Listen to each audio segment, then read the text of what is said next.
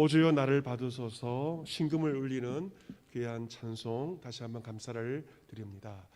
우리 이 시간 밝은 표정으로 인사하겠습니다. 지난주에 배웠던 인사법 다시 한번 해보겠는데요. 미고사추 같이 해봅시다. 미고사추. 근데 첫 그게 이제 미안합니다, 고맙습니다, 사랑합니다, 축복합니다. 미고사축입니다. 그래서 먼저 두 가지. 첫 번째로 미안합니다, 고맙습니다. 한번 인사해 보겠습니다.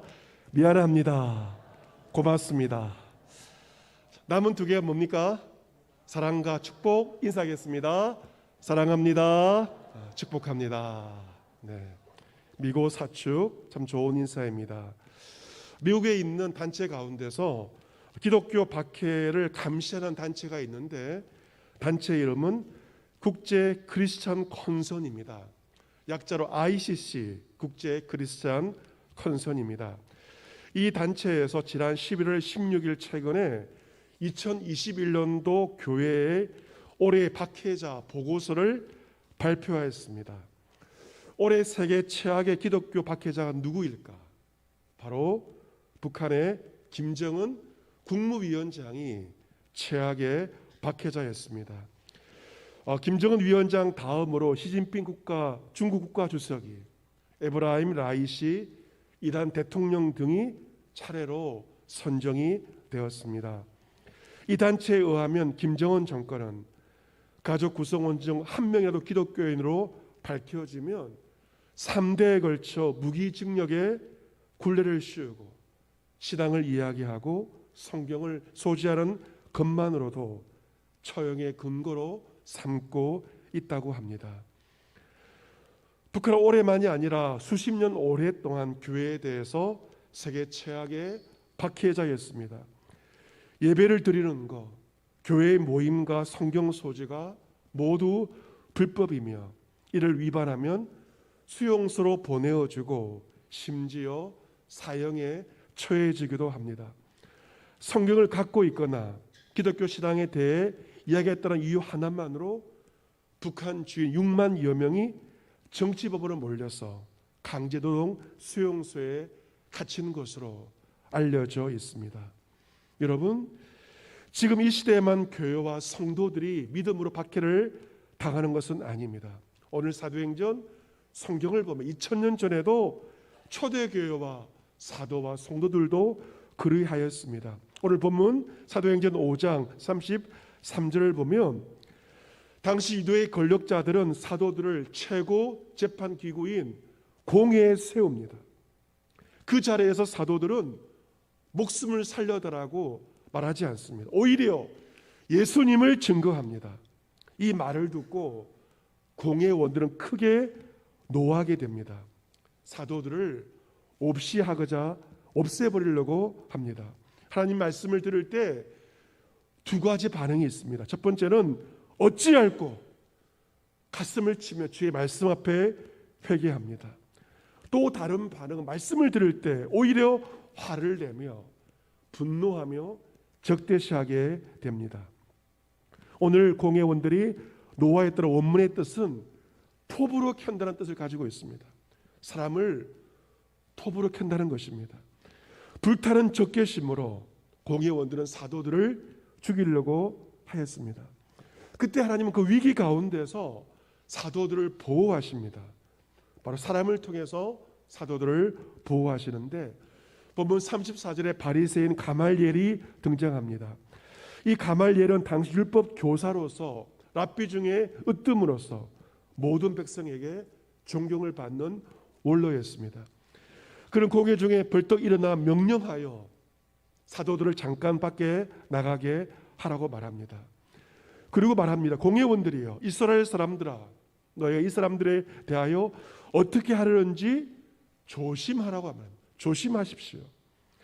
지금 사도들을 죽이려고 하는 것은 성급함으로 조심할 것을 브레이크를 걸고 있습니다. 여러분, 그렇습니다. 이 사람이 감정이 격앙되었을 때 실수를 하게 되고 잘못된 판단을 내리는 경우가 얼마나 많이 있습니까? 원로의 지혜입니다. 가말리엘은 너의 분노의 감정을 다스리고 이성적으로 생각을 해보라고 말합니다. 그러면서 가말리엘은 역사의 두 가지 사례를 들고 있습니다. 36절의 첫 번째 사례는 드다의 경우입니다. 이전에 드다가 일어나 스스로 선전함에 사람이 약 400명이나 따르더니 그 죽임을 당함에 따르던 모든 사람들이 흩어져 없어졌음을 먼저 언급을 합니다. 역사가 요세푸스의 책에 이 드다의 사건이 기록되어 있습니다. 드다는 당시 유다 백성들을 요단강으로 모이라고 하였습니다. 내가 이 강을 가를 수 있다. 이 강을 마른 땅으로 건너라고 그렇게 사람들에게 말하였습니다. 400명의 사람들이 그를 따랐지만 당시 유다의 총독인 파더스에 의하여 그가 참수형을 당하게 되자 그를 따르던 400명이 흩어져 없어지게 되었습니다. 가말리엘은 두 번째 사례를 37절에서 말하고 있습니다. 그 후 호적할 때 갈릴리 유다가 일어나 백성을 깨어 따르게 하다가 그도 망한즉 따르던 모든 사람들이 흩어졌느니라. 왜 당시 유대를 다스리던 로마 제국이 호적을 하게 하였는가? 이유는 더 많은 세금을 거두기 위해서였습니다. 그러자 열심 당원이었던 갈릴리 유다는 로마의 호적 제도와 세금 징수에 반대하는 저항 운동을 일으킵니다. 여호와의 백성이 오직 하나님께만 제물을 바쳐야지 어찌 이방의 통치자에게 세금을 낼 수 있으랴 라고 말하면서 저항 운동을 합니다. 하지만 갈릴리 유다 역시 목배임을 당하게 됩니다.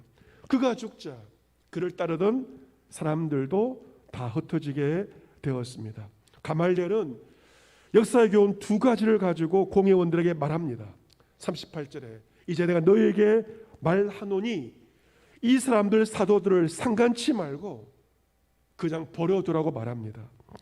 이들의 사상과 소행이 사람으로부터 났으면 무너질 것이요 만일 하나님께로부터 났으면 너희가 그들을 무너뜨릴 수 없겠고 도리어 하나님을 대적하는 자가 될까 하노라.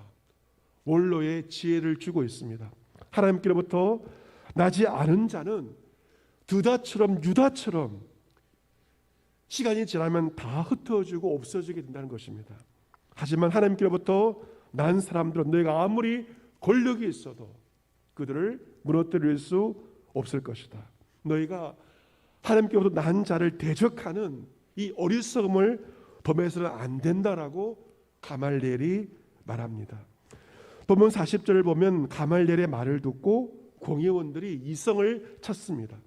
감정을 추스리고 이성을 찾습니다. 가만 들으니 가말리엘의 말이 다 옳은 것입니다. 그들은 그 말을 옳게 여기면서 사도들을 다시 불러들여서 그들을 채찍질합니다. 사도들 채찍질을 당하였지만 죽지는 않았습니다. 목숨을 부지하게 됩니다. 그들은 사도들에게 예수 이름으로 말하는 것을 금지한 다음에 그들을 다시 풀어주게 됩니다. 41절의 사도들은 그 이름을 위하여 예수 이름을 위하여 능력을 받는 일에 합당한 자로 여기심을 오히려 기뻐하면서 공의 앞을 떠나게 됩니다. 사도들이 공의에서 채찍 맞을 때 그들은 어떠하였을까? 그들은 죽을 상을 한 것이 아니라 오히려 기뻐하였습니다. 웃으면서 그들 감사하면서 채찍질을 맞았습니다. 그들이 어떻게 그렇게 될 수 있었는가? 주님의 말씀을 기억하였기 때문입니다. 산상보호 말씀을 통하여 우리 예수님은 8가지의 복, 8복을 제일 먼저 말씀하셨죠. 첫 번째 복은 무엇입니까? 심령이 가난한 자가 복이 있나니 천국이 저들의 것이라고 첫 번째 복을 말씀하십니다. 그리고 8번째 그 복의 클라이막스가 무엇인가? 그것은 바로 의를 위하여 박해를 받은 자는 복이 있나니 천국이 그들의 것입니다. 나로 말미암아 너희를 욕하고 박해하고 거짓으로 너희를 거슬러 모든 악한 말을 할 때는 너희에게 복이 있나니 오히려 기뻐하고 즐거워라. 하늘에서 너희의 상이 큽니다. 너희 전에 있던 선지자들도 이와 같이 박해하였다는 주의 말씀을 사도들은 기억한 것입니다. 여러분, 나의 잘못 때문이 아니라 주님의 이름 때문에 악한 말을 들을 때에도, 박해를 받을 때에도 오히려 기뻐하고 즐거워할 이유가 무엇입니까? 하늘의 상이 크기 때문입니다. 사도들은 채찍을 맞으면서도 나 같은 놈이, 나 같은 사람이 주님을 위하여 고난을 받다니 너무도 감사하다, 너무도 기쁘다 라고 말하면서 그 채찍을 맞으면서 그들은 기뻐한 것입니다. 42절, 그들이 날마다 성전에 있든지 집에 있든지 예수는 그리스도라고 가르치기와 전도하기를 그치지 아니하니라 라고 기록되어 있습니다. 공의원들, 권력자들은 사도도 예수 이름 말하는 것을 금지하였습니다. 하지만 초대교회 사도와 성도들은 예수는 그리스도입니다, 예수는 구원자이십니다, 가르치는 것과 전도하는 것을 결코 그치지 않았습니다. 성전에 모여 있을 때든지 집에 있든지 직장생활 할 때든지 날마다 예수가 그리스도임을 가르치고 그들은 전도한 것입니다. 초대교회 성도와 사도들은 모일 때마다 주의 말씀 배우고 기도하였고 흩어지면 그들은 전도하였습니다. 그 어떤 사람도 어떤 권력도 그들을 결코 꺾지 못하였던 것입니다. 캐나다 큰빛 교회라는 교회가 있는데 그 교회에서 목회하셨던 이면수 목사님의 이야기입니다. 이면수 목사님은 오랫동안 북한 선교를 하신 분이십니다. 캐나다에 거주하면서 캐나다 시민권을 취득하게 되었고 1997년부터 북한을 150차례 이상을 드나들면서 인도적인 대북 지원에 힘쓰게 되었습니다. 그 계기는 북한이 큰 홍수를 맞게 된 1995년도를 배경으로 합니다. 홍수가 나자 먹을 것이 없어졌고 북한은 캐나다 정부의 인도주의적 지원을 요청했습니다. 1997년 북한 평안북도 구장군 탄강지대를 방문한 이면수 목사님은 그곳에서 먹을 것이 없어 굶어 죽어가던 수많은 북한 주민들을 목격을 하게 되었습니다. 그 후 20년간 북한의 교회 명의로 550억 원 규모의 대북 지원 사업을 펼쳤습니다. 국수 공장을 만들었고 라면 공장을 만들어서 먹을 것을 공급하였고 고아 10,000명을 먹이고 입히는 그러한 귀한 일들 20년간 감당을 하였습니다. 그런데 2015년 1월 그는 갑자기 체포당합니다. 2017년 8월 9일까지 무려 949일 동안 독방에 갇히게 됩니다. 2년 7개월간 외국인으로서는 가장 오랜 기간 억류를 당하게 되었습니다. 그 가운데 주일이 134번이었는데 독방에서 혼자 주일 예배를 드렸고 3,000끼의 혼밥을 홀로 밥을 먹게 되었습니다. 그 제목은 최고 존엄을 모독한 제목이었습니다. 미국 집회에서 임 목사님은 설교를 하면서 북한이 김일성 대신 하나님을, 김정일 대신 예수님을 믿고 당 대신 교회를 세워야 한다라고 설교하였습니다. 목사님 주최 측에 이 말씀을 온라인에 올리지 말라고 당부를 하였는데 주최 측이 유튜브에 올리게 되었고 그것이 화근이 되어서 북한 당국에 알려지게 되었습니다. 그의 발언은 북한에서는 특대형 국가 전복 음모죄이자 최고 존엄 모독죄에 해당이 되었습니다. 처음에 사형을 언도받습니다. 그 다음에 종신노동교화형을 선고받았습니다. 종신노동교화형이란 평생토록 노동하다가 감옥에서 죽는 중형입니다. 그는 하루아침에 평안북도 소재 외국인 특별교화소 독방에 감금되었습니다. 독방에 오랜 시간 억류되면서 죽음의 두려움, 고독과 외로움, 협박과 싸우면서 인내를 배우는 시간이었습니다. 일주일에 엿새 하루 8시간씩 하루도 예외 없이 강제 노동을 해야 했습니다. 60대의 나이에 강제 노동을 해야 했습니다. 추운 겨울 꽁꽁 얼어붙은 땅을 깨고 구덩이를 파는 그 작업을 해야 했습니다. 얼어붙은 석탄을 깨야 했습니다. 옷도 한 벌밖에 지급받지 못하였어. 옷이 더러워지면 옷을 빨거나 샤워를 할 때 한겨울에도 찬물로 씻어야 했습니다. 몸의 상체는 땀으로 흠뻑 젖었지만 손가락과 발가락은 동상에 걸리고 말았습니다. 인대도 끊어졌습니다. 몸을 혹사당한 탓에 2, 3개월간 병원 신세를 질 수밖에 없었습니다. 몸만 힘든 것이 아닙니다. 악한 북한 간수들에게 시달리면서 스트레스를 받으면서 석 달 동안 설사를 해야만 했습니다. 배급되는 밥에는 돌이 많아서 그 밥을 물에 말아 먹어야만 했습니다. 잘 먹지도 못하고 중노동을 하다 보니 수감된 지 2달 만에 체중이 20kg이나 빠지게 되었다고 합니다. 그 고난 가운데 목사님은 손양원 목사님이 작사한 찬송가가 은혜가 되었다고 합니다. 솔로몬의 부귀보다 욥의 고난이 더 귀하고 솔로몬의 지혜보다 욥의 인내가 더 귀하다. 그 가사가 마음에 많이 와닿았다고 합니다. 감옥에서 말씀을 읽다 보니 성경 인물은 다 죄다 고난의 연속이었습니다. 감옥 출신이 많았습니다. 요셉도 억울하게 누명을 쓰고 감옥에 들어갔고 사도 바울도 복음을 증거하다가 빌립보 감옥에 수감되지 않았습니까? 죄가 없으신 예수님도 불법 재판을 받게 되고 사형을 언도받으시 그 모든 말씀이 실감 있게 다가오게 되었습니다. 빌립보 감옥에서 사도 바울을 통하여 그 간수 예수를 믿게 된 것처럼 북한의 간수들도 목사님을 통하여 변화되었다고 합니다. 처음에는 우리 최고 존엄을 모독하였다고 하면서 곡사포로 죽이겠다 협박하던 그 사람들이 조금씩 변화되었다고 합니다.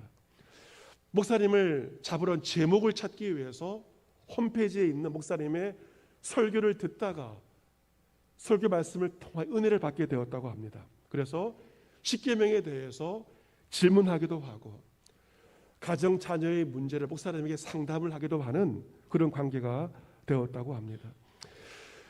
지금도 북한에 가정 지하 교회들이 있습니다. 목사님은 북한을 다니시면서 지하교회 교인들과 손잡고 예배 드릴 때 손등에 떨어지던 북한 지하교회 성도들 뜨거운 눈물을 지금도 잊지 못한다고 합니다.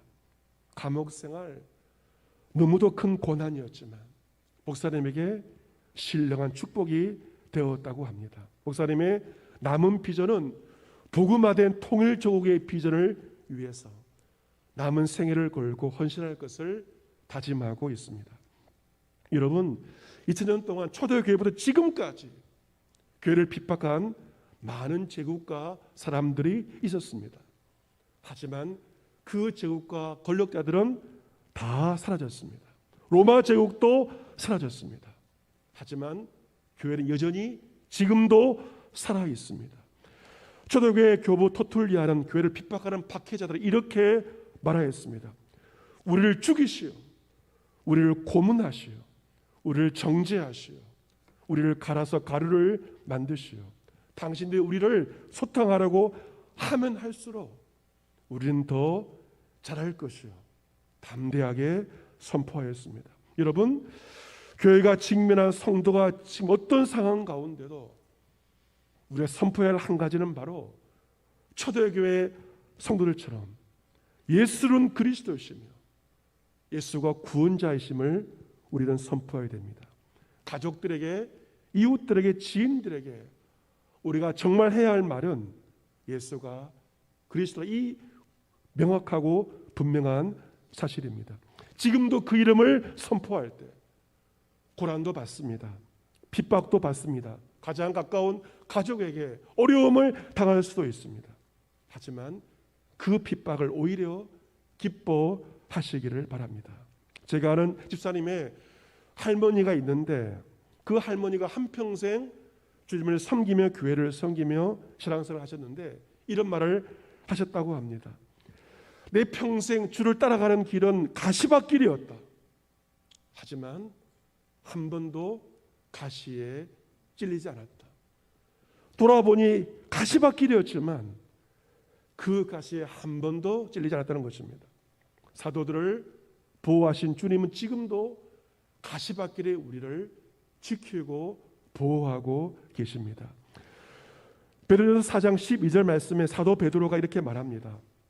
사랑하는 자들아, 너희를 연단하러 오는 불시험을 이상한 일 당하는 것 같이 이상히 여기지 말고 오히려 너희가 그리스도의 고난에 참여하는 것으로 즐거워하라. 이런 그의 영광을 나타내실 때 너희도 즐거워하고 기뻐하게 하려 함이라. 너희가 그리스도의 이름으로 치욕을 당하면 복 있는 자로다.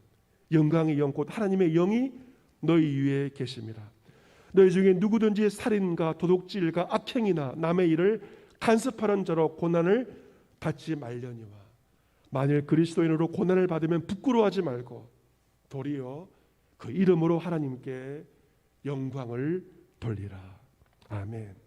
사랑하는 성도 여러분, 2000년 동안 교회와 성도는 세상으로부터 박해를 받고 핍박을 받고 있습니다.